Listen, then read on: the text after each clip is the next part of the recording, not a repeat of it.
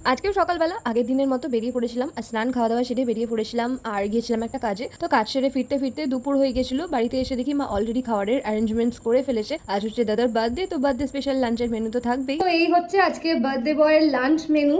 লাঞ্চের মেনুতে আজকে রয়েছে ভাত, শাক ভাজা, কুমড়ো ভাজা আর রয়েছে ঘি।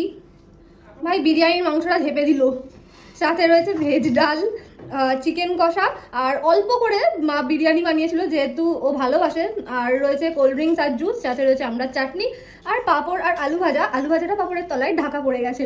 বিকেলবেলায় বেরিয়ে পড়লাম জিমে যাওয়ার উদ্দেশ্যে। আজকে প্রায় 4-5 দিন বাদে আমরা জিমে গেলাম। আর আমরা রেল গেট ক্রস করব, গেট বন্ধ থাকবে না, এটা তো হতেই পারে না। জিমে এসে আমি আজকে চেস্টের এক্সারসাইজ করলাম আর এখানে এই বাটারফ্লাই এক্সারসাইজটা করছিলাম। আমি জানি এখানে আমার পশ্চারগুলো ভুল হচ্ছিল। অ্যাকচুয়ালি আজ আমার হাতে প্রচন্ড ব্যথা হচ্ছিল, আমি কেন জানি না এরকম হচ্ছিল। তো তারপর আমি আর দাদা জিম থেকে ফেরার পথে একটু সুপার শপে এসেছিলাম, কিছু গ্রসারির জিনিসপত্র কেনা ছিল, সেগুলো কিনে নিলাম আর তারপর বাড়িতে চলে আসলাম।